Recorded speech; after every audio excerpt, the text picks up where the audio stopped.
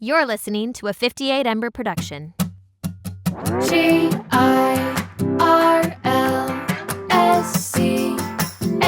it's Girls Camp. Hello, everyone, and welcome to the Girls Camp podcast. I'm your host, Haley Rawl, and if you are navigating a faith deconstruction too, or simply fascinated by faith deconstruction journeys, by Mormonism specifically and religion generally, then you are in the right place.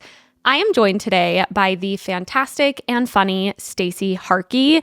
If you come from the world of Mormonism in any way, I'm sure you have heard of Studio C. This was a sketch comedy show that came out of BYU and sort of blew up nationwide. And Stacey Harkey was part of that show in a really critical way. He is so funny and so much fun. We actually don't do a deep dive on Stacy because he joins me today to read and react to the wild card submissions. I cannot believe it took me so long to do a wild card submission prompt because this was so fruitful and so funny and so crazy.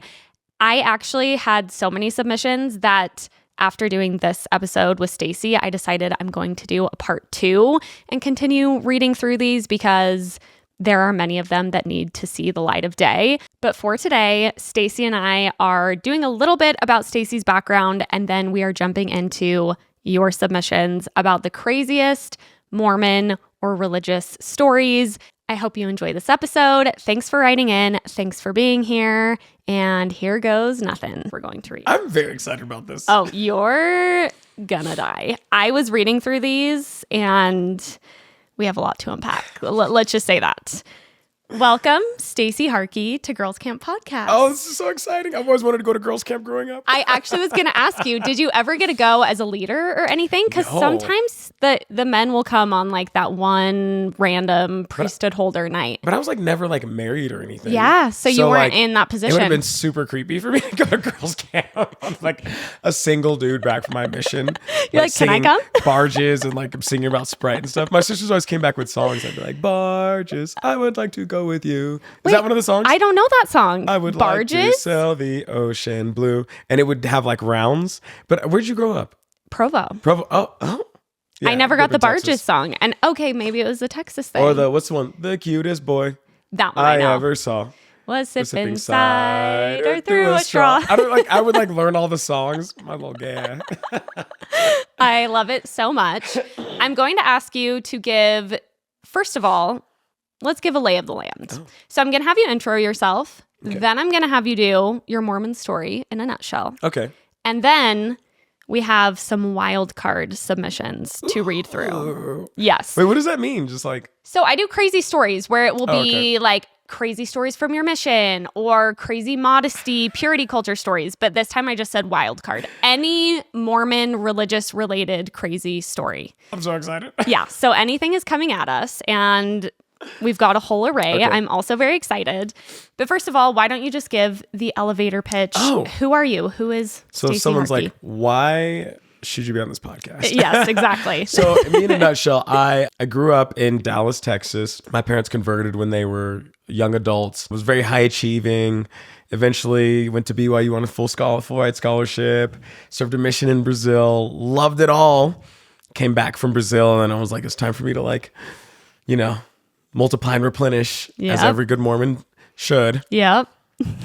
And I kind of at that time started grappling with the fact that your boy is gay. And that was really tough for me. And I tried to, like stifle it. And in the meantime, I auditioned for the sketch comedy show or group called Divine Comedy, which eventually became Studio C, which was kind of grew a lot in like Mormon culture and some of the like and adjacent even beyond, areas. I was going to say. I feel like Studio C got pretty gigantic. Dude, Conan O'Brien was a fan of it. Yes. Which I was like, when we heard that, we were like, where does he go to church? You're like, can we get him a Book of Mormon? Yeah, it started growing, which was fun. And we had a chance to do some fun things like NBC's Bring the Funny competition, which was like this comedy show they were piloting. And we had a chance to perform with Kenan Thompson from SNL and just like crazy fun stuff. And that was all during your tenure at BYU, or did that? Some of that stuff happened after, Okay. like the Keenan But it Thompson thing was during. started- Yeah. okay. And so as the show's growing, before us, the most popular show on BYU TV was like Fawns and Porter's Quilting with a viewership of like 2,000. And then Studio C Yeah, was that like sounds about right. blowing it out of the water. And they were like, who knew that people would think this, like, be down for entertainment? And But- wasn't the whole thing, the whole take clean humor, Yeah, right? it was very on brand for BYU, Yes. BYU TV, for all of us in it who were all LDS. And so it was kind of like, some people said we were like clean SNL. We never branded ourselves that way because another way, putting clean in front of something just makes it sound like it's going to be bad. Yeah, true. That's a good point. And it was great. It was funny. I just remember, because I was in high school at the time that Studio C was blowing up. And I remember the way that people talked about it in my circles, like my mom, for example, was like, it's comedy I can actually watch because they're not saying the F word every second. Because comedy tends to be like, it can be vulgar, it can be crude. Yeah. So anyway, huge I think part there's of a great comedy is audience the for shock it. and the surprise. Exactly. So like, yeah. yeah, no, we hear that a lot. We see shock comics and there's nothing wrong with it. It's just like a style. But yeah, so we did our thing and we were growing and people were like pulling me aside and they're like, I want my son to be just like you and I want my daughter to marry a guy like you. And I'm like, no, you don't. I'm disgusting. And then eventually in 2018, I came out publicly as gay and it was just like terrifying because my work, my friendships, my contacts were all wrapped up in this thing that was, LDS church adjacent. And so, Yeah. but everyone responded for the most part pretty well. I got a lot of hate, but like I expected way worse. Really? Yeah, just because I was like, people are gonna like kill me. Like it's gonna be like Beauty and the Beast with pitchforks. And you're like, kill Yeah. the beast. Yeah. And while they didn't physically hurt me, they tried to hurt me verbally. But I grew up black in America, so like you can't hurt me. You're like, I'm prepared for this. I was like, oh, Unfortunately. the Barbie, like let's go. Yeah. But we eventually left Studio C, started a company called JK Studios. That's where we did like Conan and like we made a movie and like blah, blah, blah. And we're just like living our best life. So fun. And for me, I guess helps the Mormon side of like, I never like left the church. I just started doing what worked for me, starting with being gay. It's like embracing my vibe. Yeah. And then eventually I just would look over and be like, oh, me and the church are in very different directions, very different, like different lanes. And then over time I'd be like, oh, we're in very different lanes. So it kind of feels like my separation from the theology of like the LDS religion is just like this gradual thing. And I don't really have like ill will towards it. I don't like try to pretend like it hasn't hurt people or helped people, But yeah, I just kind of like do my thing. Yeah. I like that explanation. I know a lot of people talk about a faith transition as an expansion. And that sounds similar to that, of kind of just slowly moving, not even necessarily beyond, but just away from or in different directions. Yeah, that's a good way to put it. It's like the more authentic I was for myself and the more I like really tried to respect and honor who I am, and depending on what you believe, who I was created to be, the more I found myself at like kind of odds. Yeah, So, it makes sense. I can imagine that there was an additional, coming out regardless is difficult, especially scary. in an LDS space, but especially when you had been told that you were such a role model for people. Oh, man. Did that add such a level of pressure to the whole thing? We did like a, what do they call it? A face-to-face. It was like a fireside for all the youth of the church, like broadcast internationally and stuff. And it added layers. It did, a lot of people kind of start to experiment with their sexuality. And in like some ways people might be like, what? But it's like, sometimes they're just like, go on a date. Yeah. And they're like, am I really gay? Yeah. And I didn't really feel like I had that luxury because I was like, I'm in Utah and people like recognize me when I go to like in Provo especially. Oh yeah, you couldn't. So I kind of it was very internal, like went in this cocoon of like, am I gay? And like thought through it. And so by the time I came out, it wasn't like, hey, I'm asking for permission. I was like, this is how it is. And my family said that too. They were like, yeah, when you came out, we either got on board or had to go elsewhere. And I was like, okay, good. I'm glad we're on the same page. Yeah. No, that's great. Yeah. Well, how old were you when you came out? I came out at 30. Oh, wow. So it wasn't exactly like, what a savant in the world of a prodigy and coming out. But someone pointed this out. They were like, you were the first prominent Mormon or LDS person to come out who was like still actively LDS. And I was like, what that? Oh my gosh. Yeah, that's crazy. That's a really big deal. Yeah. And often the pipeline is pretty, you come out and then you're like, and then you like move out. Totally. But yeah, that was kind of wild. So, even though I came out at 30 and like in 2018, it was still like kind of new. Yeah. Yeah. Okay, I want to ask so many more questions. I wanted to tell everyone because I asked you to come on the podcast and then I listened to your Mormon Stories episode. I haven't listened yet, but you also went on Black Menaces. You've done some really good deep dive podcasts, so I'm going to link those because I know people are going to be like, nice. Haley, ask more questions. Yeah.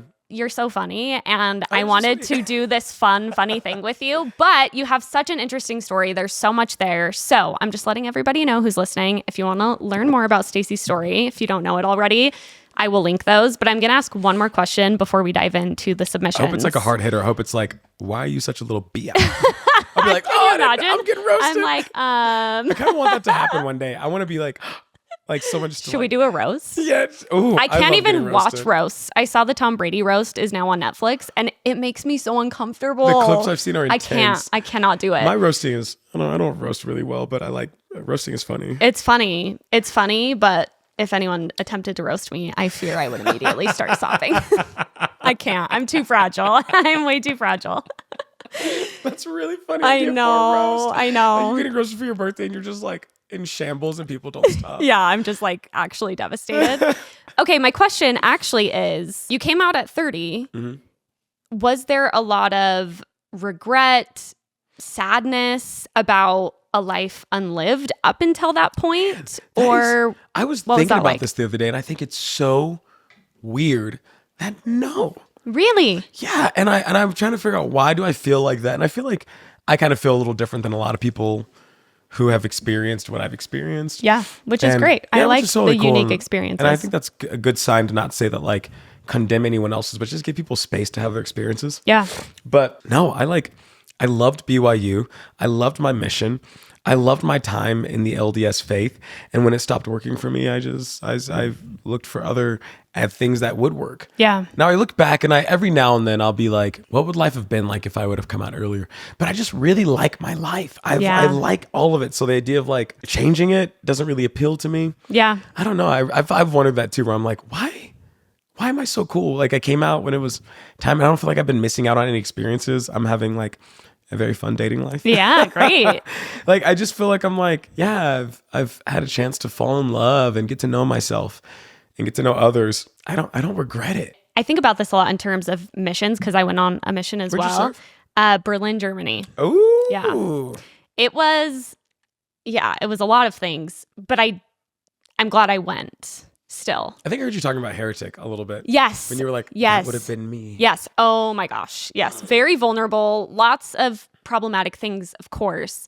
But to your point, if people really press me on it, because I've had a few people be like, well, do you wish you didn't go? And I'm like, I don't feel like I could say because it was so pivotal to my life and I really like my life now. So I can't imagine not having this big piece of my life, even though it's complicated. Mm-hmm. And and to be fair, everyone's mission experiences are also very different. But anyway, I love my resonate and Also, what does I that question appreciate it. accomplish? And- Like, yeah, it's true. like, it's not like you can't change the past. So like diving into this world of regret doesn't really benefit you because it's like it'll never lead to like, I mean, maybe if it motivates you positively in the future, but it's like, what's the real question we're asking sometimes? And maybe it's like a fun hypothetical is one thing, but if you're like want someone to just rag on their past and the decisions they made, I'm like, I don't know if that's super beneficial. All the time. I think it's interesting to hear how people make peace with it and how different that journey of making peace with it is for people who leave the church. So I appreciate you answering that. Are you ready? If you have any hard hitters out of nowhere, like throw them at me. I'm like, oh my. Just in the so middle ready. of this, I'm just gonna like surprise you. Yeah. Okay, so these stories, like I said, they are all across the board. These are submissions from campers, and we've got a whole lot of range. Campers. That's what we call the Yes, people who campers. Okay. You're a camper now. I was Welcome. like, what is a camp? Like, are these people that are like out with like without reception, just like, it's like Did you have a word like that for the studio seers? I feel like it's something I resisted for a long time because it felt. Do you know who Alex Cooper is? She does call her daddy. You would know her face if you I would saw recognize her. her. I think the name sounds so familiar. She calls her the people who listen to her podcast the Daddy Gang, and I've always just found it a little funny because she'll be like, "Hey, daddy gang." And I only tune in very occasionally. So I always feel like kind of affronted by it. Like, oh, I don't think I'm necessarily part of the daddy gang, but have I been invited to the yeah, daddy me gang? looking around. Me? I don't have a card, but is that okay? I do love that energy. There's something about it that can feel a little self-aggrandizing. Right? Yes, Where you're exactly. Like, all right, my followers. Yeah, exactly. But it's also just fun to be a part of a community. Yeah, totally. It's a delicate balance. Yeah. But you're a camper now, whether you like it or not. So I did recently get a camper, so this feels appropriate. add it to the CV. Okay, the first submission says, we had a woman bear her testimony about how hard her husband's porn addiction is. He was sitting in the congregation. His porn addiction is. For her. While he was sitting in the congregation. You know what? Valid. Can you imagine? What a diva. Let's be honest. I would be like, I might have been tired in church that day, but the second I heard porn, I'd be like, hmm? And then the second she said my husband, I'd be like, this is the tea. This is what I came for. Just the back of the husband's head, like eyes boring holes in the back of his head.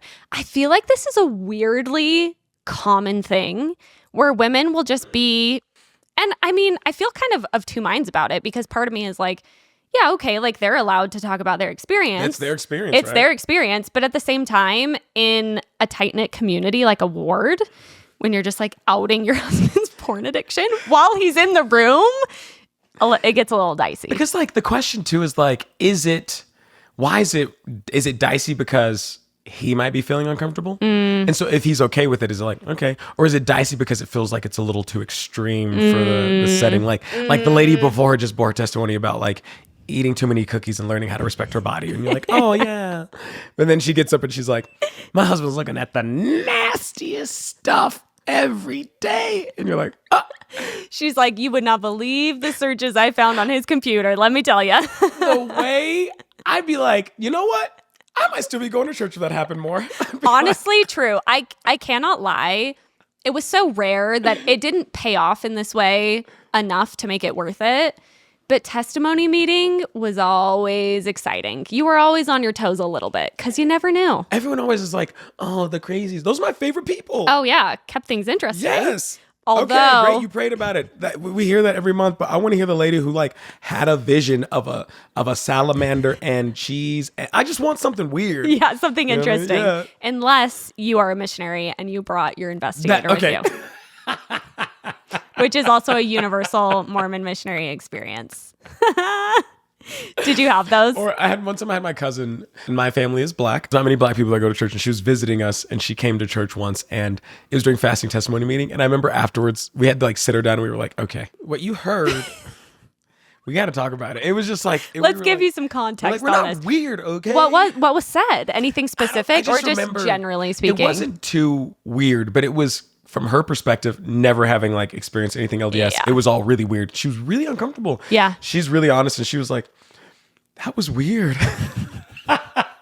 And it's like, hey, we're of the world. All right. No, we're in the world, not of it. We're a peculiar people. Listen, get used to it. We're weirdos. It's like, oh. Yeah, I only remember having that experience on my mission, but you would bring somebody and you're like, you're going to love it. The church is great. And then that one lady goes up to the stand and you're like, Yeah. There's one lady that got up and talked about her husband abusing her in my mission. Oh my gosh. She was they were both like pretty old and senile. And I think they were like being taken care of because they were just like so old. And she'd be like, he hits me. And I remember looking at investigators being like, everyone needs help right now. Like, someone help her, help. You're just like, yeah. Yeah, I was like, yeah. Oh. That's some weird church stories. Okay, next one. My very Mormon father-in-law, who's held pretty much every, quote, important calling, wanted to talk to my husband, but explicitly said his wife, my mother-in-law, and I weren't to be part of the conversation because, quote, women are too hormonal to have a productive conversation. Oh. This is the same man who has literal temper tantrums every time we choose to live differently than he might, LOL. It's always those guys. It's always those guys. It's always the guy that's like, loses in a point in tennis and smashes 4 tennis rackets, and he's like, women are too emotional. They can't handle having a productive conversation. Okay, I need to know how she responded. Well, I could hear by the tone, I'm sure she feels like we do. How did her husband respond?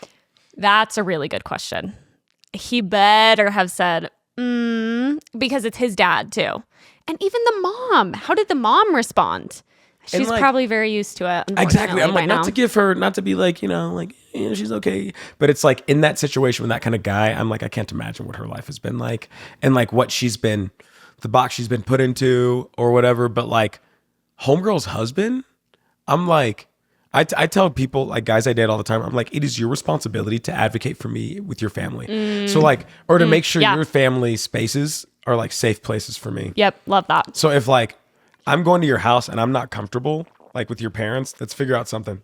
Yep. And other than that, I'm like, no, it's not going to go. Yeah. So I hear that and I'm like, girl, get your mans. Yeah. Get your man little. Get your pops. Teach him a little something about the foundational principles of feminism at the very least. Dude. Yeah, it's crazy reading stories like that one because I realize how much of that is still so existing in this world. Yeah, you think you're like, oh, we're in 2024. Yeah. Almost 2025. Maybe 2025. I don't know. Yeah. But you're just like, oh, we're in like this age when like, like women can run for president and not get it. But yeah, and then to have that, you're like, what? No, it's still unfortunately alive and well. And I think it's when I talk about things like this, sometimes I feel like, okay, are we beating a dead horse? Everybody knows women should have rights. And then it's like, actually, some people don't think women can have a productive conversation, unfortunately. That's wild. Really wild. And honestly, I like feel sorry for him too, because I'm like, I know. like, what has he experienced? I and know. How's he been living in? Yeah. Imagine living that way. Ew. Okay, next one. I introduced myself to a new coworker, mentioned my young daughter. She said something about my husband at home, which was an assumption. This woman knew nothing about me. I corrected her and said, "Oh, there's no husband. I'm widowed." She looked me dead in the eye and said, "That's okay. You'll have lots of time together in the eternities." I froze and said, "Oh, I'm not Mormon." She continued on, "You should be, otherwise you'll never see him again." And cheerfully continued on with explaining the work task. Girl, Oh, what a diva. What a diva. What an icon. She's like, well, you should be. Yeah, she's not talking to the kid. She's talking to a woman. She's talking to her coworker. They're She's at like, work. She's like, well, you should be, because you'll never see him again. What's her belief? Is it that like, that always, getting into like the nuance of that beliefs is always like kind of weird. It's like you think God is like, nope, you're not a part of the tiny demographic. You go to that room. Well, and also Mormons don't even technically believe that. Technically, because this woman could technically get baptized, right? I always get confused on this one too. I have a friend and she's never Mormon. She's one of my best friends. And I always joke with her that if Mormonism is true, then I've ruined her chances because her knowing me has given her technically like the ability to know about Mormonism and join on Earth, right? But I'm like, if you never knew about it in like a real way, then I think you could just join after you died. What a beautiful way to like rethink missionary work of like, stop telling people because it'll protect them. They'll have a better chance. If you give them the chance to reject it on Earth, that's actually really true. I've never thought about that one. Listen, instead of being like, hey, I'm going to give you the chance to reject this thing and be in trouble, I'm just not going to tell you about it. You don't need to know. Eat, drink, and be merry, and then we'll both be in the afterlife like, oops, I didn't know. You're welcome. That's wild. That lady made like several mistakes in one go. I wish sometimes people could hear themselves, and one day she will, like if she heard that, would probably be like, I'm so embarrassed. I know. Do you think? Oh, Some man. people Like, are I so... mean, haven't you? With things that we used you're to right. do and You're say? right. You're right. You're right. 100% you're like, right. It is just so interesting, the narrowness of the worldview, to feel like someone can be like, my husband died. And you'll be like, oh, you should be Mormon or you'll never see him again. Think of how that sounds It almost outside sounds of like any other context. Like with no context, it sounds like a threat. Yeah. Oh, It's like, absolutely. do you want to see him again? Join my church. And it's like, or what? Or you'll find out. It's like, oh no. Honestly, You're gonna keep your life forever. mean girl vibes. And then just back to work. That's just like tossed her little. She's like, cute okay, little blonde hair. here's the spreadsheet. She like took a bite of a crumble cookie and sipped a So Delicious and was like, love you, girl. She's like crying.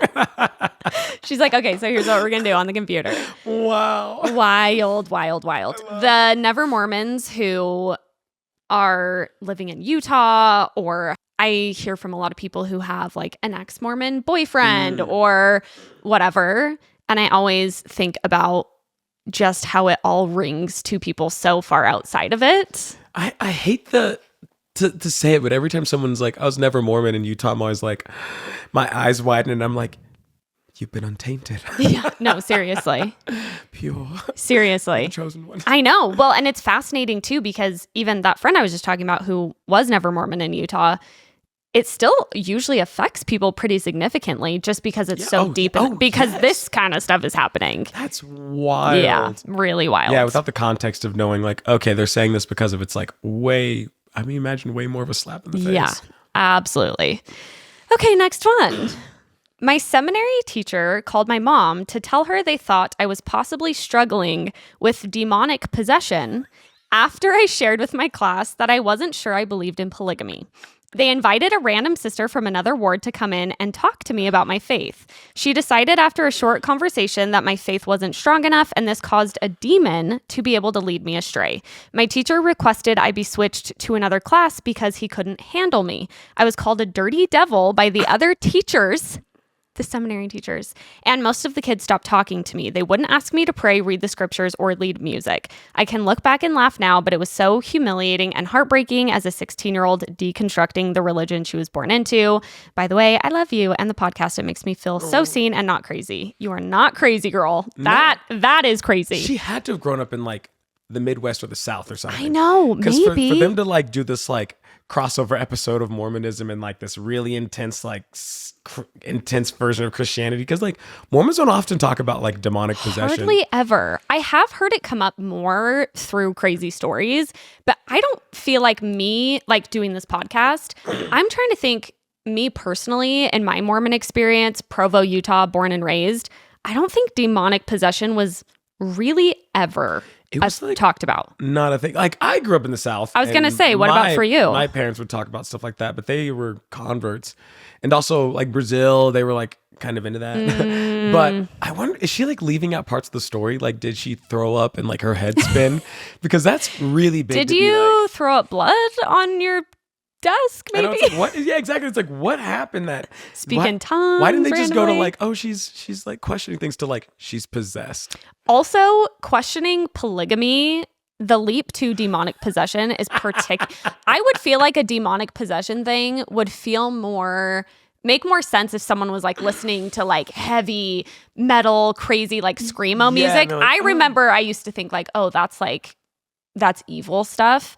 But questioning polygamy to demonic possession. Really interesting. Yeah, really interesting. Her backstory sounds fascinating. I because know. it sounds like she has some really interesting people in her life. And someone called her a little dirty devil. Yes, seminary teachers.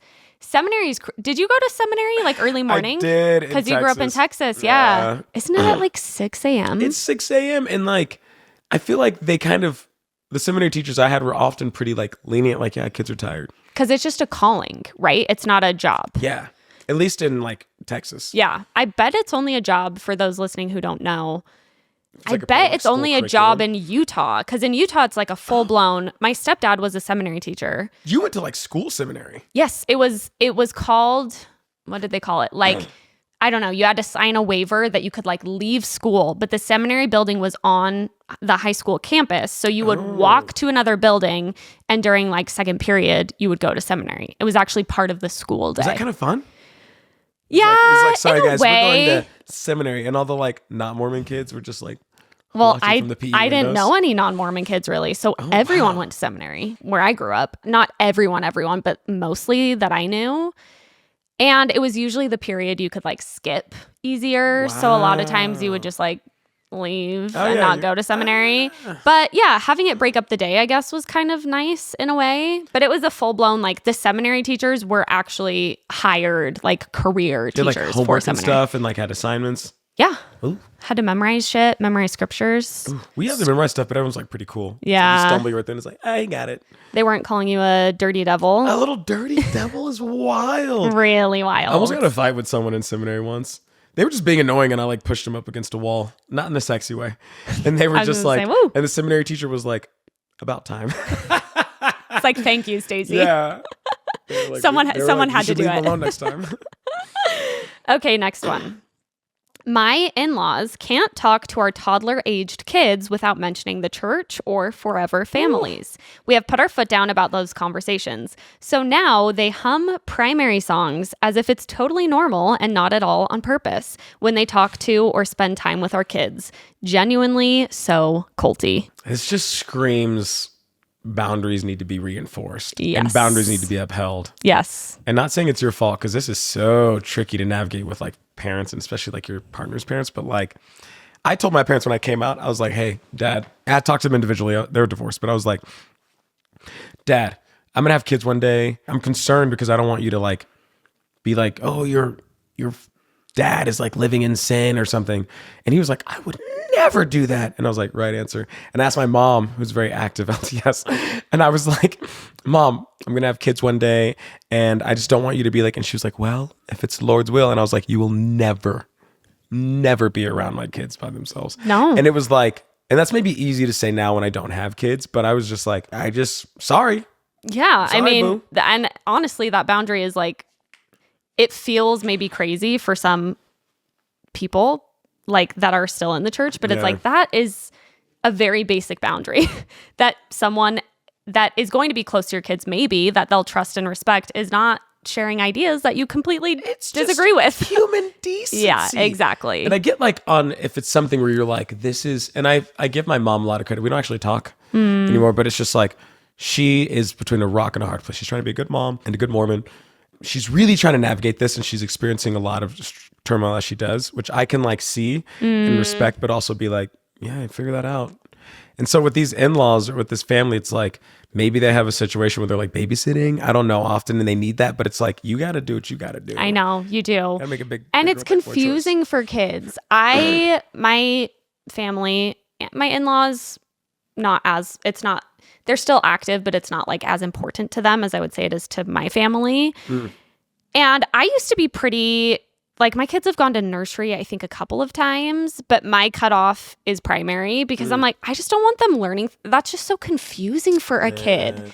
And I don't want them coming home and humming like "Follow the Prophet." I'm like, it's You're gonna turn up like Megan Thee Stallion a little louder in this house. Their That's favorite kind of- song right now is Diet Pepsi by Addison Rae. So I think we're doing a pretty good job. Have you seen that guy that dances to it? No, I don't think I'll so. send it to you. There's another guy. He's a Utah guy named Gary. Have you seen Gary on TikTok? Wait, what? Dancer. Is he like a middle-aged dad? Yes. fully active Mormon as far as I can discern. I think I have seen this guy. I think I just sent and it to someone. he's really good. He's a Like, really good dancer. Older white dude? Yep. I'm a fan. No, he's really good. It's so funny because I keep seeing him on my For You page, and I'll link in the show notes for anyone who wants to check him out. He's so good. And then I slowly am like, wait, is he in Utah? And then I see him dancing and there's like a Mormon Jesus behind him on the wall. I'm like, this guy's Mormon. That's such a Small necessary world. distinction, like a Mormon Jesus. Yes, you can tell. Because I grew up going to a Baptist church. I actually got a scholarship to BYU from a Baptist church. Oh, no way. Yeah, so I grew up in a mixed faith home. And there were just black Jesuses everywhere. And they're good. Yeah. Oh my like gosh. Yeah, you're probably Mormon Jesus is built like Chuck Norris. Yeah. yeah, very much. 100%. Yeah. 100%. Yeah, I think those boundary setting things are really tricky. Yeah. Also, the last thing I'll say about that is when parents are acting this way, like you tell them a boundary and then they just start humming primary songs. It's like, let's act our age, Mom. Mm-hmm. Like, you understood my point. Yeah, and like not to excuse parents, but like that older generation is getting their butts kicked by the concept of boundaries. Boundaries feels like an act of violence to them. Yep. And it's like, it's like, guys, it's just basic human decency. I know it is. That's actually a really good point because I feel like so much has changed, and I'm sure they felt the same way. This is just what happens with generations. But the concept of boundaries is so confusing to them. I think especially because they never got to have boundaries. That wasn't a part of their lexicon. Yeah. So then they're like, wait, I had to just do whatever my mother-in-law, like I just had to do this. So then they expect you to just do it because that's what they did, especially with kids and things like that. And so I think they feel gypped a lot of times of like, well, I never got to like stand up for myself in this way. So it feels like extra confusing It's like, to why are them. you stepping? Like, yeah, it probably feels like you're like not just attacking them, but like their system of Yes. beliefs. And like demographics back it up. If you look at like the way different demographics interact with like order, structure, systems, boomers tend to, they put their head down, they fall in the system, they do what's been told because they have to be a cog in the wheel. And stepping out of that can be dangerous for everyone, not just them, but the system. And millennials, Gen Z, like we're built different. Seeing us like probably step out of that can probably be really jarring for them. They're like, society is going to collapse. Yeah. or Oh, whatever. absolutely. And with church culture too, and religion, the decline of all of that is really upsetting for people, really hard for them to wrap their minds around. I'm glad I don't have to deal with that on a family level, because that just being like, Mom, stop humming. Stop humming a primary song. I'm like pretty intense in my family. I'm like the one who's like they know my dad, he was pretty supportive after I came out, and he's like Southern Black Baptist, you know. I'm like, Dad, how come you came around so fast? He was like, I know you well enough to know that like I would lose you if I didn't like support you. It like, just wasn't worth it to him. He's like, Yeah. you wouldn't put up with like BS from me. Yes. And so Which I'd be is like, great. Yeah, that but he- I feel like I have to do that with our parents sometimes. I have to be like, Yeah. and I could be savage about that. I'm Yeah. like, man, No, I think it's smart. I think you got to do what you got to do. gotta do. How is it? Here's a hard hitter in the middle of. Me. It's not that hard. I want to like gasp and be like, oh, she went there. How is it? So it sounds like, did your dad ever convert to Mormonism? Yeah, he converted when he was in his mid-20s. I went back before my mission and found his old Book of Mormon, which it was like he had left the church at this point. Okay. And I found the dates at which he'd been baptized and when they'd been married and then got sealed. And he got baptized after Black Skittle the priest did. Oh, no way. Like he waited. He wasn't Yeah. going to do it until that point. And I guess I didn't really dive into the nuance with him. I remember finding it and I was like, this tells a story in and of itself. Absolutely. Because my mom had converted when she was like 18 and my parents got married. And then he converted afterwards. And I was honestly like, good for him. Yeah, good for him. Yeah. We love that. I was like, wow. But then he left, and now he's still very active in the Southern Baptist community. After my parents divorced, my dad kind of started doing his own thing. Yeah. And just found like, it's kind of similar to me, kind of just found himself being like, oh, very different. Went back to the Baptist church, but also like the Baptist church is not like the like LDS church. Like my dad's mentality is just like, just be a good person. Yeah.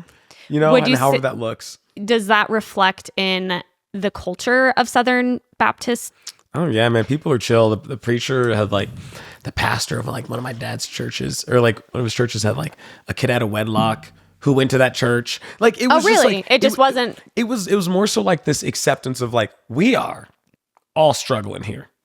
And I tend to believe that whenever there are positions of power, the ability to abuse that power increases like significantly. And like the people that find themselves in those positions are like maybe a little bit more predisposed to want power. But anyways, it was just way more of like there was no so-and-so's not doing that. Cause it's like, hey, people would be up in church and be like, I did have a little drink last night, you know, and I'm here today. It was just like people were like, It just wasn't a big deal. yeah, they're more real. That's so nice. Yeah. I feel like that would have been nice to have as a counterpoint to Mormonism while growing up too. To see that, okay, these people seem equally convicted to Jesus and the Yeah. gospel, but seeing multiple approaches, I just think is always incredibly healthy, especially for a developing mind. I do Yeah. think that helped a lot with my faith transition, was just like growing up in a mixed faith home. Like my grandparents were different religions. My mom was very LDS. My dad was like Baptist. It was just like the idea of like being a good person can look many different ways. Yeah. And I think my dad's like an amazing human being. And so I was never like, or my grandma was like just phenomenal who wasn't LDS. And I was never like, I was like, there's no way. Yeah. There's no way God's going to be like, yeah, you're like great and like good to people, but like, you're never going to see your husband again. Like that one lady. Yeah. Sorry, you weren't Mormon. So yeah. I think growing up, I had like this loose structure of like, what does it mean to be a good person? Or what does it Yep. mean to be whatever? And that helps a lot. I think it did. Yeah, because when you don't know, I only knew Mormons, and anyone outside of that framework was like a struggling Mormon, right? Like I knew my dad struggled with drug addiction and alcoholism, so he wasn't active, but he wasn't like free of the Mormonism. He was Right. just like being a bad Mormon, He was just essentially. like a like what is it called? Like a junior varsity Mormon. Like Yes. he wasn't quite playing, but Exactly. he was trying. Yeah, he was trying, but pity he him. couldn't do it. Exactly. So I feel like I didn't have any exposure really at all. And I feel like sometimes people who grew up Mormon who have family dysfunction or people within their families that are inactive or whatever, it almost makes it worse because it almost serves to validate the... Because you could either be that or this. Exactly. And to be this, you have to be like... Exactly. Yeah. Perfection. Yeah. Yeah. So your whole family was... Did you have extended family that wasn't LDS? No. Yeah. I grew up... Yeah. My extended family wasn't... I think that's really healthy to have. Yeah, I think so too. Of, I mean, even living in Texas, you were just exposed to different things than a Provo, Utah. I mean, even living not in Provo, but living in Salt Lake would have been a different experience. Genuinely, like we would go to Salt Lake to see the lights at Temple Square, and I remember being like, oh my gosh, like it felt like crazy to be in Salt Lake City. Oh, you were like, watch out, guys. Yeah. Yeah. A non-Mormon's going to bite you. And then on the next full moon, gonna bite you. You're going to grow tattoos. Seriously, though. That's what it felt like. Okay. Next one. When I left my ex-husband, my bishop told me, quote, as a doctor, psychologist, and as your representative of Christ, I am telling you to stay. I called him out for it. Good job. And he said he couldn't separate the three. Being a doctor, a psychologist, and a representative of Christ. Scooped at this human being a doctor and a psychologist.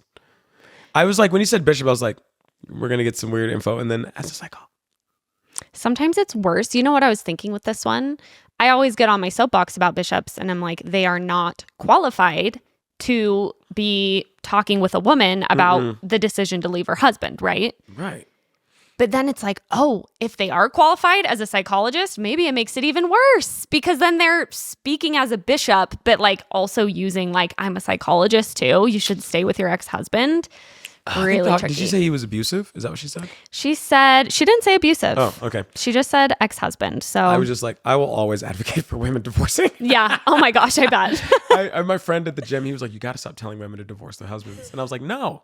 I think I saw a reel you just did about that. Yeah, I was like, they need to know their options. Yes. I'm like not even kidding about that. No, yeah. But that's wild. Really wild. And I feel like it's such a red flag to me, sometimes with advice that people come from. It's like, are they trying to convince me of something? Or are they like hearing my experiences and like advocating for me? And if I feel like someone's like automatically going to be like to hear that and be like, but your husband, it's like, it's not about him right now. Yeah. It's about her. Yep. Boo. Yeah, that's such a great point too, because how much can a bishop really know for him to say, not only as your representative of Christ, but also as a doctor and psychologist, you need to stay with your husband when her decision was clearly to leave the husband? It's like, I think she would probably know best. Yeah, any good psychologist or therapist would be like, let's talk about your experiences. Let's explore this together so you can come to the conclusion you need and not like, ugh. Yeah, very icky, but good for her. She yeah, left the guy. She has a juicy She took story. your advice. Yeah. Girl, listen, I'm going to tell women. If you're listening, If any you're woman. if he doesn't put the toilet seat down, I just want you to know divorce is an option. Just have those divorce papers written up. I just think it's just good to know that like the main reason is that it's an option. No, absolutely. And I love when I say you can divorce him and they're like, whoa, no, I don't want. And I'm like, that's a data point. Yeah.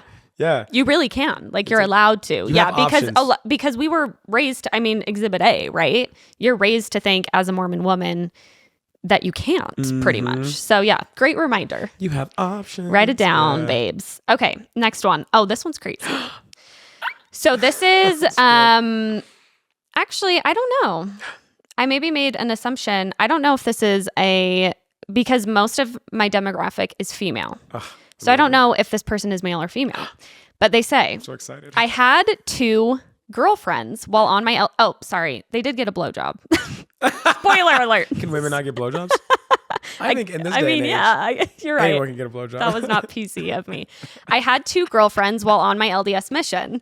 One was a girl I baptized, and one was a friend of an inactive member. The friend of the inactive member was also married, and she gave me a blowjob. With the girl I baptized, we just made out a bunch. Fun times. Did you know missionaries were doing this while you were on your mission? Because I had no idea. Honestly, until starting this podcast, what the missionaries were up to. This is so much to take in because it's like my Mormon lens, which will always be there in some ways, is like heathen. But then my non-Mormon lens, who's like supports women, is like heathen. And then but then my like, embrace yourself and explore who you are lens is like, go off, king. But I'm like, I would say it feels pretty messy. Yeah, it's pretty messy. I was thinking that same thing. I want to say go off, king, but did these women know that they were both involved? Also, she was married. I don't know. It's a little tricky. It's like, bro, it's like, yeah, did they know? And like, I still, even if, whether you're Mormon or not, like, I think you have choices to like opt into systems and you can like play by the rules or not. And that's between you and whatever. But bro, you were playing by your own rules. Yeah, especially on a mission. Like, to be able to do that on a mission, I'm more curious about his companion story. Ooh. Where was his companion at when he was getting a blowjob? Yeah. Was he just like vibing? That's what I'm telling you about a mission is I was on a mission. I did the mission. Mission cultures are very different, like the culture of the actual mission. And I knew that maybe some level of shenanigans were happening, but what I viewed as something crazy was like if I heard that there was a companionship that slept in until 11, that blew my mind. Really? Oh, genuinely. Mm-hmm. I was a really, like the intensity I have, I was like my motto on the mission, everyone was like, oh, Elder Harkey, he works hard and plays harder. Like I was really intense, but I was also like by the book, but I had like a good time. You had fun with it. Yeah, but I was like, I worked out every morning on the mission. I stopped chewing gum because it was in the white handbook. I forgot you weren't supposed to chew gum. Yeah, I was, because also I was supposed to be cured of the gay, so I was like, I gotta nail this. Yeah. I'm gonna come home and want boys, plot twist. It just got stronger. But yeah, the idea of like, I knew missionaries that like skinny dipped and I was like, what? On your mission. On my mission. And like, this is like, skinny dipping is like pretty harmless. Yeah, that's this true. Is wild. Yeah, this is wild. No, a lot of missionaries were up to, I mean, it makes sense. It's like 18, 19, 20-year-olds. It's like, of course things were happening. Yeah. I was just so sheltered. I genuinely, and it's not like I was such an obedient. I mean, I was obedient. Hey, you find what your vibe. Yeah, like you're if right. you're like the type of missionary that's like that, chances are you're not gonna like be fully aware. And of the that. other missionaries are probably not going to tell you. Yeah, like, the girl I baptized and I are making out a bunch. I wonder, was he like flexing? Was he like bragging about it, or does he kind of like feel like weird? I wonder how he feels about that. I know, I do too. He seems, I mean, he says "fun times!" ! That's all we've got. So, which could be like, well, fun times, or it could be like fun times. Yeah, true. I would do it again. Okay, this next one is a personal favorite of mine. We had a hot chocolate maker in my house, already a very Mormon thing. Scandal. But here's the kicker. It was made by the Mr. Coffee brand, and it had the name Mr. Coffee in raised plastic letters on the machine. My ultra-Mormon father decided we could not even have the word coffee in our home. Avoid the appearance of evil. Yep. And scraped off the plastic Mr. Coffee lettering from his hot chocolate maker.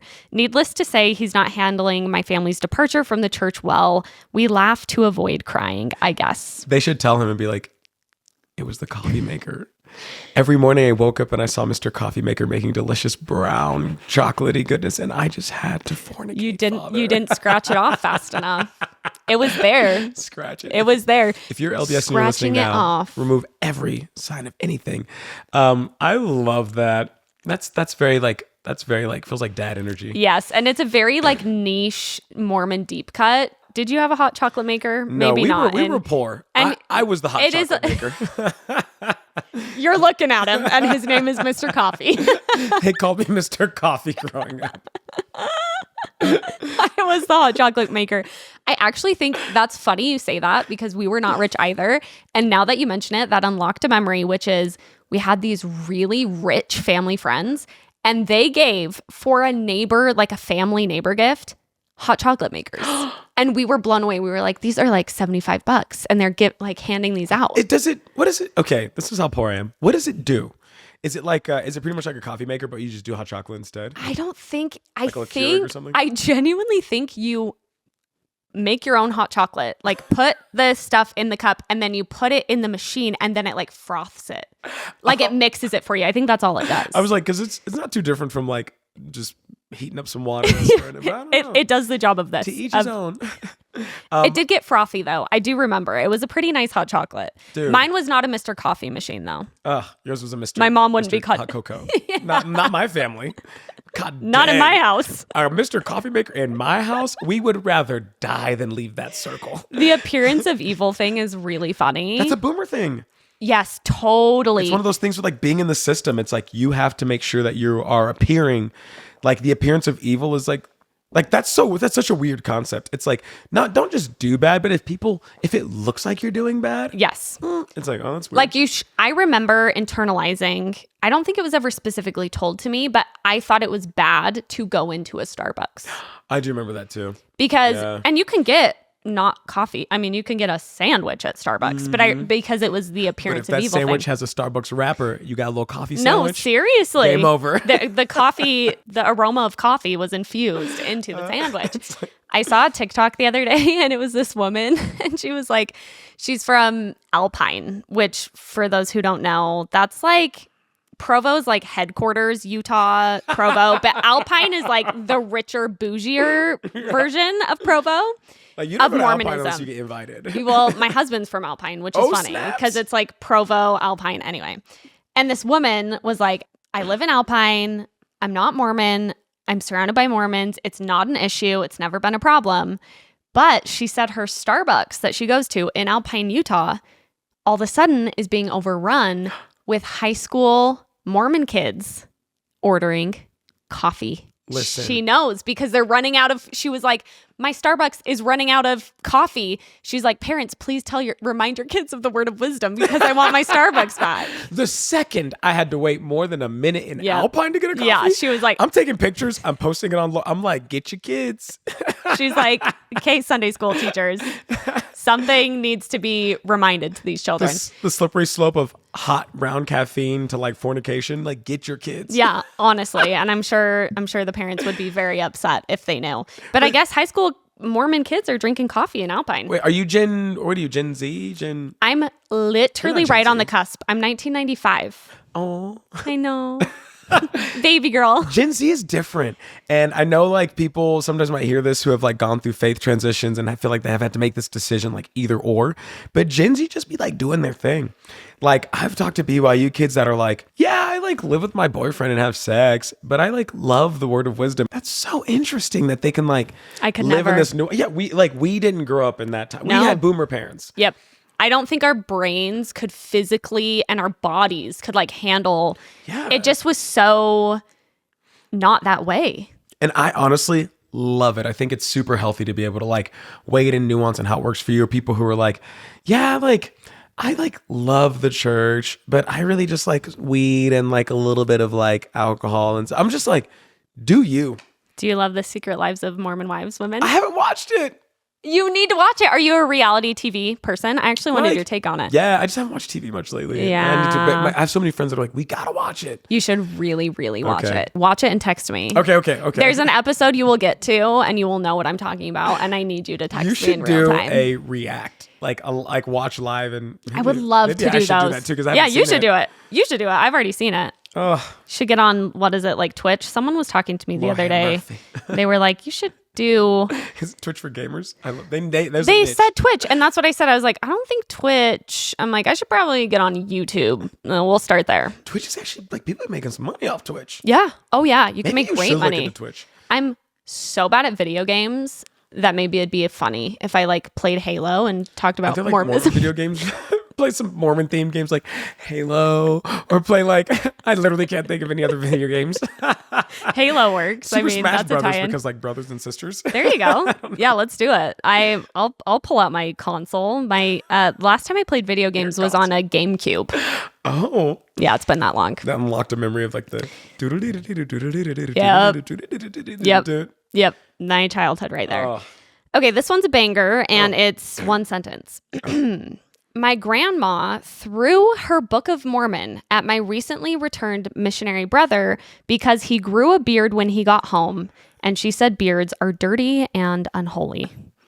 She hates Jesus. Right? She probably was like, I just saw a picture of Brigham Young because honestly, that beard would make me want to throw a book at somebody. This is that super neck beard. Yeah, bad beard. That's intense. That's really intense. Throwing a Book of Mormon, physically throwing a Book of Mormon. I wonder if she thought it was like the Book of Mormon. Like, I wonder if she was looking for things to throw and she was like, this will do it. Yeah, she's the like, laying on of this. hands. She's like, this will knock the evil right. This will ward that off dirty the devil. unholiness. Speaking of boomers get really, okay, not all boomers, especially if you're a boomer listening to this podcast, then I'm guessing you're not this way.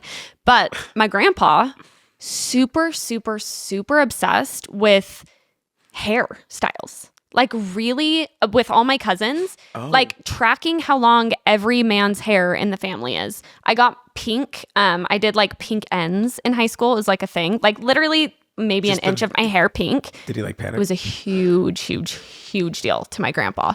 They're just like really... Did it like start ish in the family? My poor mom. She's amazing. He just always comes to her and she's like, leave her alone. Oh, good. But my poor mom always, and then I start this podcast and of course grandpa is calling my mom. I'm like, he's sorry, like, I told mom. you to take out those pink ends. See, this is the slope. I need to tell you the funniest story about this grandpa. I just got a boob job. We love. And I did a before and after video that now has 20 million views on Instagram. Can you believe? Should I take a second and just watch this right now? Yeah, you can watch it. Here, I'll pull it up because I can pull it up fast. So this is the video. It's mostly the reason that I think it blew up. Well, there's lots going on in the comments. You might have fun perusing, but this is the video. Everyone, I have an announcement. Just a cute little before and after. Yeah. Cute, right? Not everyone thinks so. You weren't. Who's not everyone? Well, let's see. And also, why do they have an opinion? Oh, so many opinions. Most of them are men saying that they can't tell a difference and they're still too small. But there's a lot going on. Which honestly, I was like, oh, thank God. Then I know I did it right. I bet you these are the same guys, right? I bet you these are the same guys that do 2 push-ups and they're like, like chill out. 100%. However, that video, usually I keep things very compartmentalized on Instagram. So like all my stuff is mostly on Girls Camp Podcast. But that video I posted to my podcast page and my personal page where my grandfather follows me. My grandpa calls my mom and was like, well, I see Haley got a breast augmentation. And my mom was like... He said it gave it the Christian name. Its government name, breast augmentation. The official name, if you will. Not grandpa saying boob job. And my mom was like, yeah, Dad. And he was like, well, did she tell you? And my mom's like, yeah. Like my mom literally took me to my post-op appointment. Anyway, and then he says, honestly, a pretty good read. He was like, well, she's posting about it as if she were posting about cutting her toenails or something. And I was like, honestly, Grandpa, that's pretty funny. What's his commentary? Was he like, she should keep it more private, or was he like, yeah? I think it's less against it. I think it's less about me having done it. I think it's more about talking about it. Yeah, I think it's still just, which is funny too, because I'm like, so many women get boob jobs now. I just don't think he has any idea. Yeah. But my poor mom, I was just joking with my mom. I'm like, the amount of phone calls you've had to field from your dad about me. I'm like, thanks, Mom.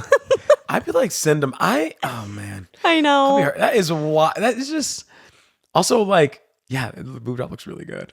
Thanks. Your breast augmentation. Thank you. Looks great. Do you like my breast augmentation? Yeah, maybe it's probably, is that why you think it's going viral? Is because you didn't go like, I think full so. send. And I have a lot, which is really nice. Like I have a lot of people being like, oh my gosh, I didn't know you could do a boob job that was like more subtle. Yeah. Because many people don't, which is also great. Like anyway is fantastic. But yeah, it's been really fun. But it's so fair. Where people, man, just take a breath. I know. And then like, I feel like if people just are either haters, or it's like, I feel like if it's men, it's like, oh my gosh, misogyny. And if it's women, it's like, you're so jealous. There's a lot of, it is actually so fascinating. I'm sure you get this because you post on the internet. Girl. It's just so, at best, because at worst, it's like really sad and rude and hurtful. But when I'm at my best and I'm just reading my own comment sections, I'm like, this is such a fascinating case study of humanity. You really do, as a person who posts anything on the internet, but especially if you're posting and getting more reactions from more people, it's really fascinating to see what your opinions or your life brings up for people. I'm sure you get a ton of it. Oh man, my motto these days is like, often whenever people respond with intensity to something, a friend of mine says this, my friend Mallory says this, she's like, hysteria is often like a reflection of history. So if someone's like really has a really big emotional response to something and it doesn't quite make sense, it's like, oh, there's history there. There's something you are experiencing. So I often feel like when people have beef with me and they don't know me, I'm like, you have no reason to be this upset with me. I'm like, this is personal. Yeah. And maybe it's like a absolutely. little delulu, but I'm like, I don't care. If people have beef, I'm like, oh, this is personal. No, and Or I they're mean, jealous. it is. Yeah, it really is, because it's like you really don't. That's why, yeah, it can't be about you because they don't know you. It can't. Yeah. Like people being mad that you have a breast augmentation doesn't make any sense. It's like, you don't know this person. She's not in your life. Yeah, So your anger has to be coming from your own personal life. exactly. And a history you experience. And may you get the healing you need. And also, I will still roast the hell out of you. Yep. Like, may you get the healing, you big mouth butt tooth. Like, I will give people grace and space and still roast them in their face. So, like, yeah. I I'm like, mean, you if can have they're, both. Nuance. I know, and I feel like if they come onto my page and are willing to say whatever they want to say, I'm like, I feel perfectly at liberty to. And sometimes I'll get in a mood and I have fun going and responding. But I usually say like once it's past even like 50K, I'm like, it's in God's hands. Yeah. If there's a God, it's in their hands. It's not in my hands anymore. Like, it's none of my business anymore. Listen. Right? I think it's good for people to know sometimes that you'll roast them. Yeah, I think that's this whole, true. like the whole niceness thing that Yeah. we got growing up, I'm like, that's not niceness. Just feels like another form of people pleasing. Yep, I another agree. form of manipulation. Yep. I'm like, I'm not nice. I'm a person. Yep. I'm allowed to And- react, really, I think, however you please, especially if people are coming into your space Yeah. to say something. Yeah. Yeah. Yeah. Block them, roast them, whatever. Do you? I need to be better at blocking. Blocking is so Oh, satisfying. I love restricting. Ooh, even 'Cause better. Like you restrict them, you can see what they say, but no one else can. Yeah. And I'm like, hee. And often I'll respond to restriction and be like, no one can see what you say. Because it just hides their comments if they're restricted, yeah. right? And I just like, You're like, giggle to I myself. have I'm the like, power now. Okay, let's need to do. go to therapy. I mean, honestly, I need to be back in therapy myself. Okay, let's do a couple more. Okay. This one's fun. My small dog was in our backyard and got attacked by a bigger dog. And us kids all ran inside because it was super scary. My mom, to this day, swears 3 men appeared out of nowhere and pushed the big dog out of the way and saved our little dog. Of course, by 3 men, she means the 3 Nephites. We were all watching from the window and did not see that happen. My memory is a little fuzzy, but I swear the dog just let go of my little dog and that's all that happened. To this day, my mom will still get choked up about the whole experience. You know what? Let mom have that. Honestly, that's a very innocent thing for mom to have. Let her have it. She's very invested. She had a very traumatic experience. That was her baby being attacked. And if the 3 Nephites are taking a break from like the war in Gaza and like, like abuse and like sex trafficking to protect this cute little dog, then like let her have this. Let her have it. Let her have You know what? That is the funniest thing about the 3 Nephites thing. So those who don't know, I've talked about this, I think, a couple times before on the podcast, but the 3 Nephites, and you'll maybe know the doctrine better than me. There were 3 Nephites, which is a people in the Book of Mormon, and they were really, really, really righteous. And then I think God or Jesus said, okay, you're so righteous. What's your wish? And they said, we It want was to like a genie, but they all got to split the 3 wishes. Yeah, exactly. kidding. I'm not They, sure. they each got one wish. I don't think that's lore. It doesn't say that, but basically that's what it was. And their choice was to live forever. Yeah. Until Jesus came again, like the next second I wonder coming. at what point they started regretting that. They were they're like, oh my gosh. The Crusades. Yeah, They were like, the Middle Ages. They're like, I'm sure when plumbing came around, they were like, actually, this is not like, those bad boys are loving TikTok. oh, they're like, finally, it's paid off. Yeah. Like- So now the lore of the 3 Nephites is that anytime someone mysteriously pops out of the blue to help in a situation, it's one of the 3 Nephites. Usually they only show up in one. I mean, 3 of them at a time. That was a special little dog. for the dog. It's actually kind of sweet. That's really sweet. And anyone who owns a dog is like, you know what? I get it. I get it. Like, I could see the 3 Nephites being around for so long that they're just like done with people. Yeah. They're like, F y'all, you just want to kill and hurt and that they're just helping dogs. They're now like, and, we're taking care of the animals. dogs. Yeah. They're just like in a forest somewhere, like mending little, you know what? I Splitting like up this. neighborhood dog fights. They're like, this is more our speed. I love it. I love that mom is like, I saw it. And all the kids were like, okay, mom. One day I hope she gets the last laugh. Me too. They're like chilling on a cloud somewhere, reminiscing on Earth life, and just like one of the 3 They're Nephites like, fights were like, pull back the tapes. yeah, we were like walking Roll back by. the tapes. We were like walking by and we're like, we don't want this. They're like, why not? Roll back the tapes. Hit replay. Slow it down. You see that? Oh my gosh. Okay. This one is a mission one. That was really crazy to me. I'm curious to hear about your mission culture after this. My mission president gave us 30 minutes a day to use the bathroom, stretch, and get snacks. From 9 a.m. to 9 p.m., we had 30 minutes and everyone just rolled with it. Looking back now, I am astounded we thought that was totally normal, LOL. Like our literal bathroom habits were being controlled and we all just went along with it. Haha. So they weren't allowed to eat or use the bathroom. Except for 30 minutes a day. No way. There's no way. Like, not saying the mission president didn't do that, but who did? How? How? Where did they serve? I mean, going to the bathroom thing, you just can't control that. I do believe it as far as eating because in a lot of missions, you weren't allowed to even eat dinner. Like people would have a lunch break and then not even be allowed to eat dinner. Did you not eat with members in your mission? We had, I would say we would have a different. dinner appointment maybe every Sunday we would. And then like if we were lucky, we would get another one during the week. But I actually didn't like dinner appointments because if we didn't have one, then we could just go back to our apartment and just eat dinner relax. and like be at our apartment. Yeah, we for had an hour. lunch like every day. Every single day. Yeah. And I was like pretty broke on my mission. And so I just had lunch. I just ate lunch. Because you couldn't afford dinner. In one of my first areas. Like my card expired from home and they didn't give us enough mission funds. But so I would just be is also gorging. a crazy thing. Yeah. But the idea of like in Brazil, you try to leave within 30 minutes and that's like rude. You know? So it's like sometimes lunches would go long. We'd be like 2 hours, be like, we gotta get out of here. But I can't imagine 30 minutes to use the bathroom. That was really courteous of him to put stretching Use the in there. bathroom. Who's stretching? Who's like, I need a break to stretch at work? I have 30 minutes. I'm going to stretch. Yeah, it's like Stretch on the go, babe.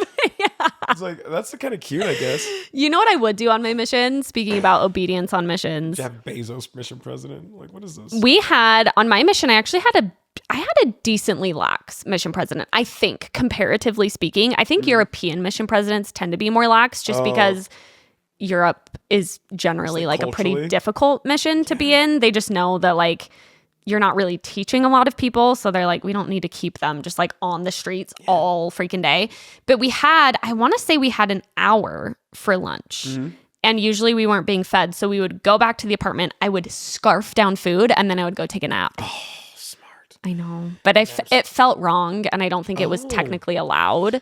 But I kind of just was like, well, I don't know. Like we have an hour for lunch. But I always felt guilty about it. Isn't that crazy? If I think about it, if I went back now to do my mission, I would do it so differently. So differently. I'd be so much less stressed out. I would be like, it's going to be fine. Doesn't matter. Like, just like be good people and like meet kick it with people, and hang show up out. authentically. I know. Yeah, it's like we wanted it so bad. I know. But the idea of, like you needed that nap. Sleep on the mission. I was so tired. I was so jet lagged. I feel like I was jet lagged for like 10 months. Did you guys ride bikes? 10 months of my mission. No bikes, no cars. I never had a bike or a car. We just had just walking. Yep, same. She was just worn through. Was there good public transport where you were? In some places. Yeah. Like in Rio. I was in Rio de Janeiro, Brazil. That's so cool. Some places it did, but often it was like, we took buses. Yeah. But it was kind of tricky in some places. We just had to walk a lot too. Yeah, we walked a lot, but I feel like there was such good public transit. But then you'd be on the bus and you're like, I should probably talk to the person next to me on the bus. My goofy, I was up there yelling at everyone, be like, hell, listen up. You loved it. Missionaries. You loved it. Did anyone get baptized? No. Everyone treated me like a crazy person on the subway. They tried not to make eye contact. Yeah, know? they're like, yeah. I bet you were very good at it though. It was more of like a personal challenge. I was like, maybe this is just more for me to get over nerves and fear. You do get over nerves and fear, to be fair. It's like helped out with although, yeah, I bet actually. Presenting speeches, Yeah. So I was often be like, this may not be for everyone, but it's for me. I'm going to milk it for all it's worth. Oh, man. Okay, I'm going to find a good one for our last one. Okay. And our last one. These were juicy. These were fun. Right? And they bring up like good topics too of conversation. I know. That's why I like it because the 3 Nephites go off. I know. You forget about some of these things. It's kind of fun to remember. I mean, fun. I use that term lightly, but enjoyably nostalgic, whether it was from like trauma or not. It's like we can like laugh. Yes, exactly. About the niche experiences. Yeah. Okay, this is a BYU Idaho one. BYU Idaho, man. Oh man, I never went. There needs to be. It is like I just feel like I've heard so much. Even this wild card one, I swear there were like 50 stories about BYU, Idaho. Something weird's going on at I remember BYU, being Idaho. like Provo and like BYU Provo and hearing like they were like in Idaho, they can't wear shorts. Yeah. They can't wear sandals. They can't look at people. If they touch hands, they got to talk to the bishop. It was like, whoa. They all have blindfolds. All blinders, like those little horses. And I was like, man, BYU Idaho's interesting. Yeah, they were What just so happened much there? stricter. It's really bizarre. I don't understand. What? And like, what?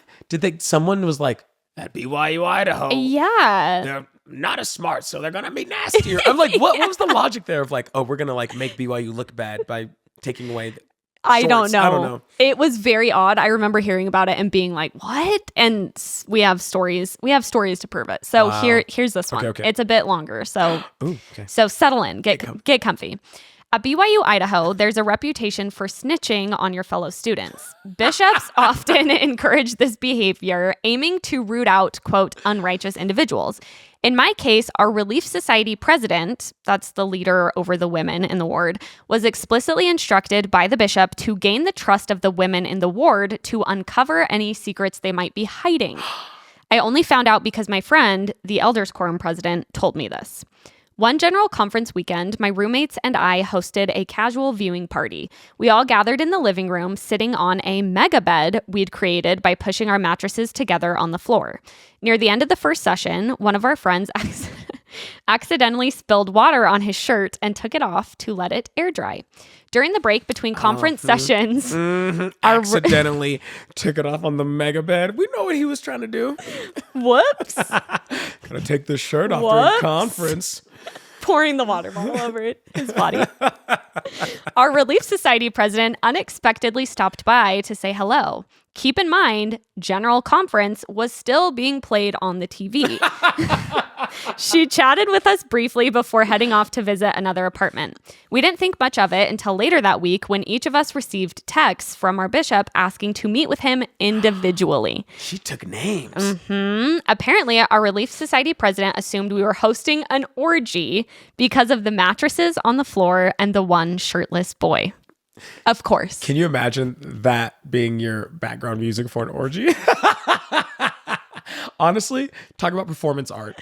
Paige Tanner Williams. I know he's listening. An orgy with General Conference playing in the background. That is poetry. That is poetry. That is art. But the orgy is only one person has their shirt off. I love the idea that she shows up during conference and she's like, during conference? Yeah. So explain that, Relief Society president. Yeah. She looks at all the people, gets names down.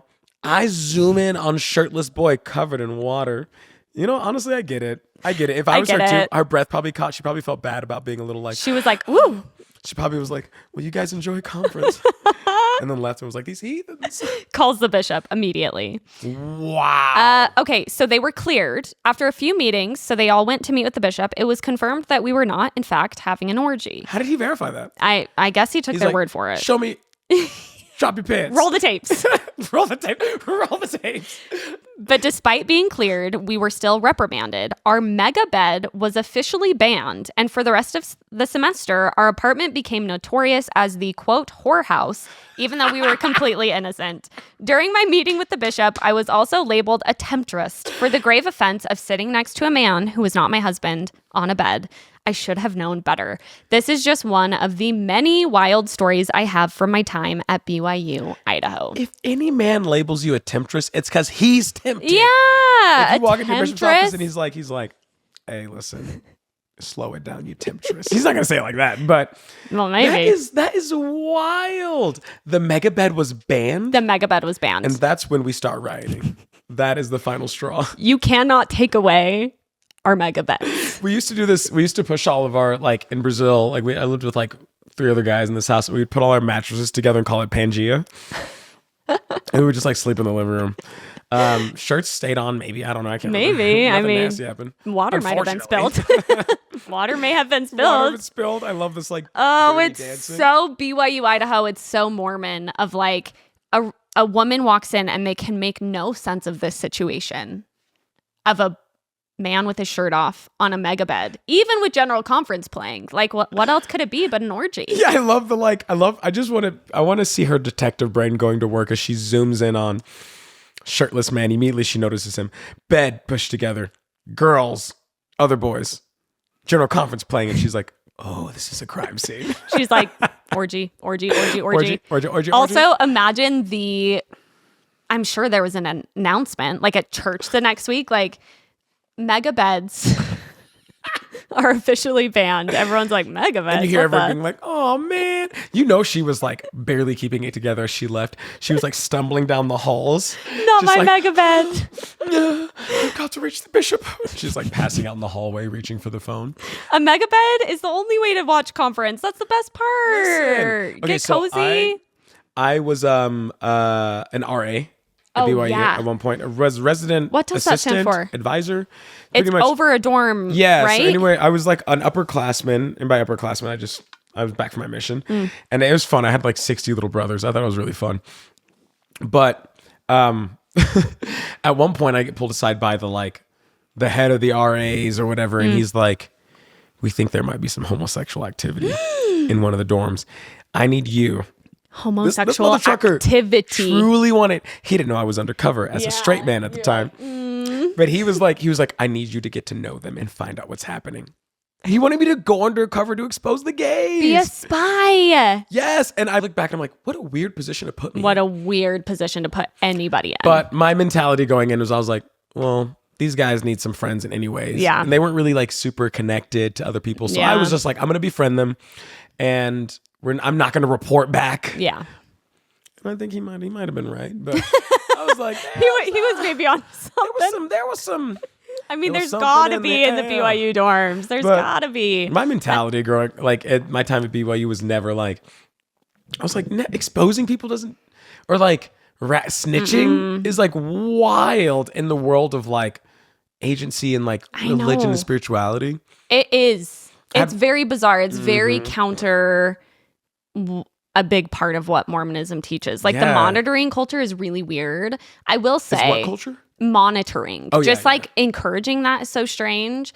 I will say I did a lot of crazy things as a Mormon. Did you snitch? But I never snitched. Girl, you can tell us. I never snitched. I really don't think I snitched, but probably less likely because I wouldn't have, and more likely because I just was never in a position to. It's like in the Mormon church, it's like snitches get riches. Yeah, honestly. Listen, I just got an extra Bugatti in my mansion in a pie. That's what it felt like. Dude, I had roommates once who they gathered us all together except one roommate, and he was like, I caught so-and-so vaping. Vaping? Yeah, he was like, what do we do? And I was the eldest grown president at the time. Whoa. Yeah, and I was the eldest grown president at the time, so I think he was ready to like, let's handle it. And I was like, bro, I remember just being like, let him do what he do. Yeah. If he needs something, I don't think we're going to help. Yeah. If he wants to talk about it, he can talk about it. Yeah. He was like, we got to do something. I was like, if he's like smoking in the house, it's like one thing. Sure. But he's like, you can't tell. You just saw. I was like, oh, don't worry about it. Yeah. Who knows what it was in that vape? Yeah. Maybe it was just straight CBD. Oh. I actually did have a CBD vape at one point in my life. Wait, before, as a Mormon. Because it's allowed. Yeah. Oh. Because CBD's okay. I love this. It doesn't do shit, though. We got a CBD. Bentley got it somewhere, somehow. And he was like, this will help your anxiety. And it didn't keep do your plug secret. anything. Don't tell anyone. Yeah. It didn't do anything? No. You have to have some THC in there, I feel like. I was like, CBD, I don't really know much Straight about CBD, maybe in like a very, very small way, it might. But I feel like you need some THC. Because the gummies I take, because I take a THC gummy every night, it's actually primarily CBD, but you have to have a little THC, I think, to kick it in. To have an effect. Yeah. I don't know. Maybe some people are getting some type of way on CBD, but. Isn't it wild to think that like we like raw dogged life in like our 20s? Raw dogged When did you leave? How long? 20, okay, I guess a little bit less of the time, but like 20, it wasn't until probably 26 that the first thing I tried, funny enough, was weed, even before coffee. I hadn't even had a sip of coffee yet. You're like, I'll work I took an edible. Yeah, I'm like, why not? And then alcohol took even longer for me. But yeah, just sober as can be all through college. I'm like, we were like college kids in America riding ice blocks down hills and pounding soda. Like, I mean, I really like it because I feel like I go to parties now and people are like, everyone's like, I need this to loosen up. And I'm like, not me. I went to BYU. Give me a Sprite, put on some Cotton Eye Joe, clear the table because it's over. Game over. My clothes are gone. It's so true. I remember, it's funny now that I will drink and whatever, but I remember always being like, I don't need alcohol. I to have don't need fun. alcohol. Like, it's fun. Don't get me wrong. I will don't say need it. alcohol, if anything, this is probably more an age thing, but like I was crazy in college. Like we would have crazy dance parties, like cringy crazy. But still. like we were all just sober. I feel like when you're a little bit drunk, everyone just kind of vibing. But if you're a BYU kid and you're sober, like you're going hard on the dance floor. We had to figure out how to get high on live. No, but yeah, like no tea, no shade against like weed or alcohol or anything. Very, very fun substances. You know, like do your thing, whatever. Be responsible. Yeah. But like, yeah, we were just like, life. Yep. It was just, what was it? Repression? Like, what was it that maybe, it was just the age. Yeah. Just being in our 20s and like. Yeah. I feel like there was a lot of energy though that, and I think that's one of the things looking back on my Mormon upbringing. College, not as much, but high school, I'm so glad that I wasn't doing drugs or drinking alcohol. So glad.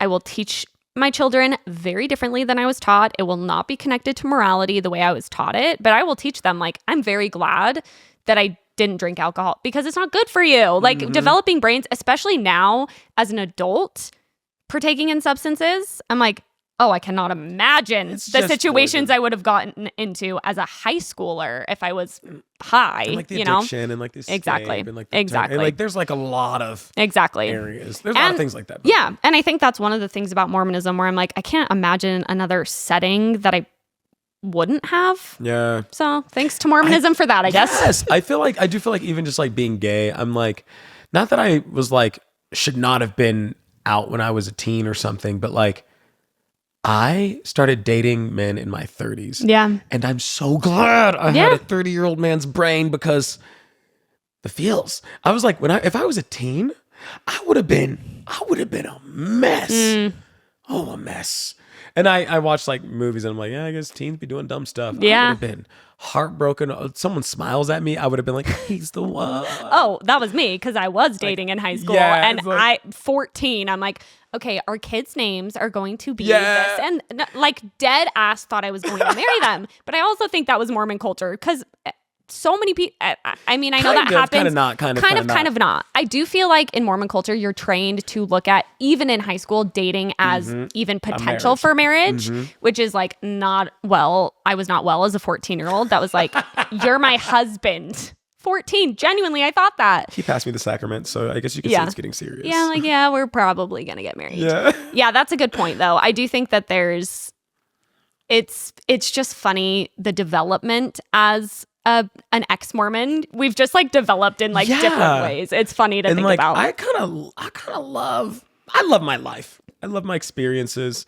I love how it's panned out, but it is wild. It is wild. And it's fun to think about the wildness. It is. As we did today. Yes. If we can't laugh about it, what can you do? Exactly. Let's just cry. Yeah, honestly. I know having all of these, I like want to make a coffee table book or something sometime because I'm like, it just captures the essence of this just like niche, weird, funny, sometimes heartbreaking and devastating experience growing up Mormon. And it's a lot of fun to be able to like, when we've, kind of stepped away from that, just take a look at it and be like, that was kind of crazy. I love this. This is so fun. You probably have a lot more too, huh? Yes. I actually am probably going to do a part 2. So for anyone listening, I'm going to do a part 2 because we got a lot of submissions. So I have a lot more that I have in my curation.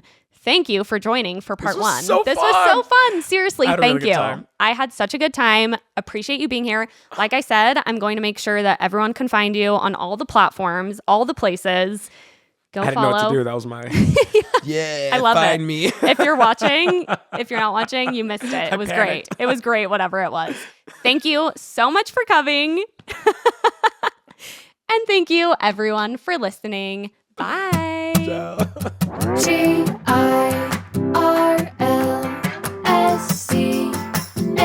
it's Girls Camp.